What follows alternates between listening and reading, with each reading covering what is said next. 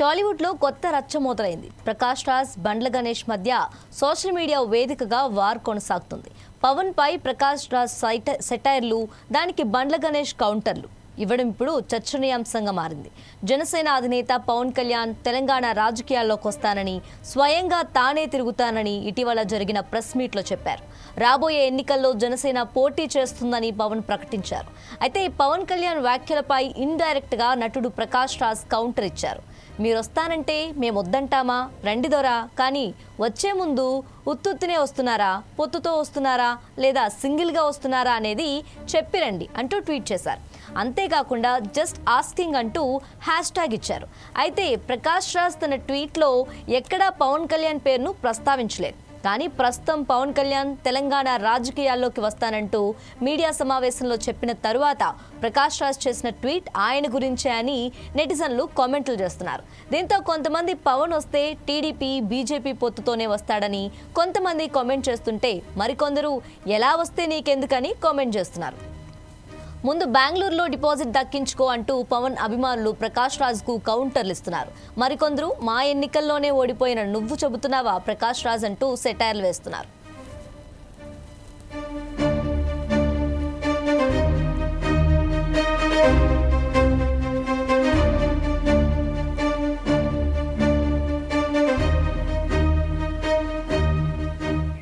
మరోపక్క ప్రకాష్ రాజ్ వేసిన సెటైర్లపై నిర్మాత బండ్ల గణేష్ స్ట్రాంగ్ కౌంటర్ ఇచ్చారు.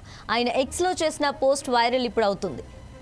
నీకెందుకురా ప్రతి దాంట్లో వేలు పెట్టడం, అసలు నువ్వెవడివి, తమిళోడివా, తెలుగోడివా, కన్నడోడివా, నీ ఊరేది, నీ కథ ఏంటి, ప్రతి ఊర్లో ప్రతి ఇష్యూలో దూరి జడ్జిమెంట్లు ఇవ్వడానికి నువ్వేమైనా కలెక్టర్వా లేక ప్రధానివా, ఎక్కడ చూసినా నువ్వే, ఏ విషయం వచ్చినా నువ్వే, నీ బతుక్కి పని లేకపోతే చూసుకో, కానీ అందరి విషయాల్లో దూరి హీరోలా ఫీల్ అవ్వకు, ముందు నీ అడ్రస్ నువ్వు తెలుసుకో, తర్వాత ప్రపంచాన్ని మార్చే ప్రయత్నం చేయి అంటూ ప్రకాష్ రాజ్ చేసిన ట్వీట్కు రిప్లైగా పోస్ట్ పెట్టారు.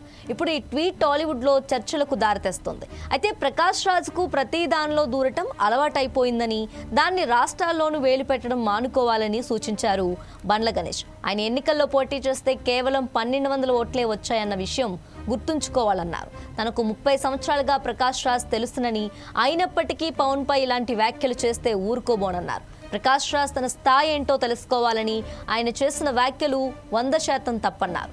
ఒక ప్లేస్, ఒక ఊరును ఎంచుకొని వాటిని చూసుకోవాలని, ఆ తర్వాతే మిగతా ప్రాంతాల్లోకి రావాలని హితవు పలికారు.